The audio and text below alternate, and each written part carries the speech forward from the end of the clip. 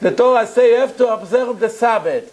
A Jew that does not observe the Sabbath will be executed, and I'll cut his soul out of the permanent world to come. Cannot enter to my world. That's what the Torah says.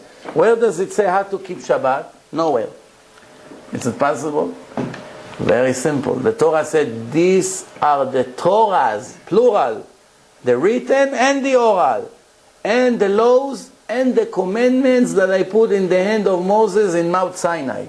And another place in the written Torah it says, make this temporary Mishkan, the temporary house of God, as I showed you in the mountain. In the Torah, it's only give us instruction. But the written Torah said that God told Moses, the way I showed you a movie, how it's supposed to look. That's what the written Torah said.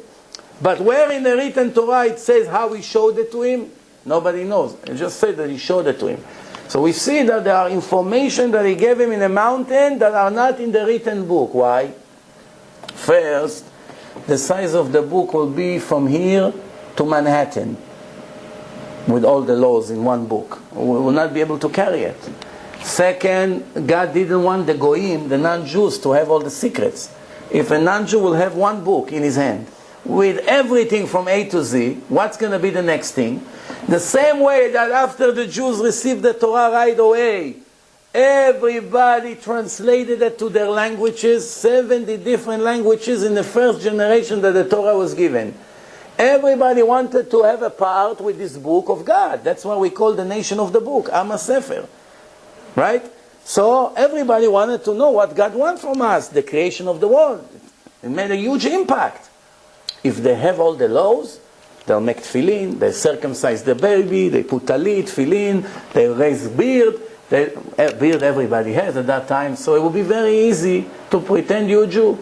And today, nobody in the world would know if he's a Jew or not. Anyway, nobody knows. Imagine, in the time of the Torah was given, all the non-Jews will pretend they're Jews. And they get assimilated with the Jewish nation. What's the purpose of giving the Torah? God didn't want the Goyim to have the Torah. The opposite. The Torah said that a Goy that learns Torah must be executed. That's what it says. Or a Goy that kept Shabbat must be killed. Why? It's a covenant only, it's a gift that I gave only to my children, not to them. It says clearly in the Torah.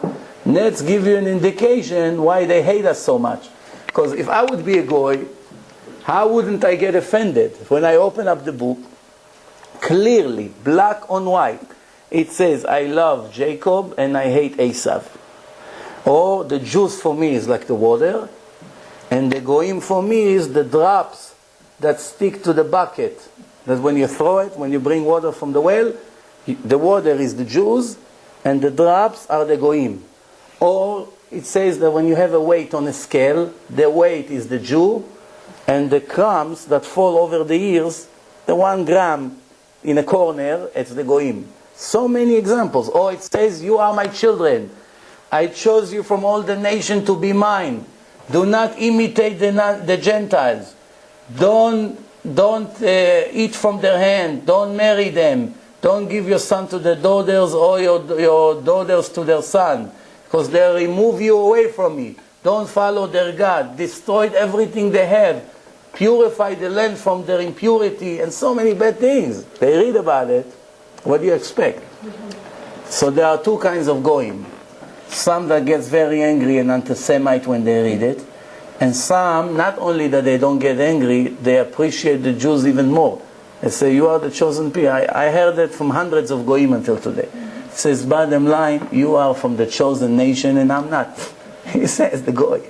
But you have in Israel Jews that are trying to say the opposite. Let's be like the goyim. They're better than us. Understand? Ignorance. Ignorance is very painful.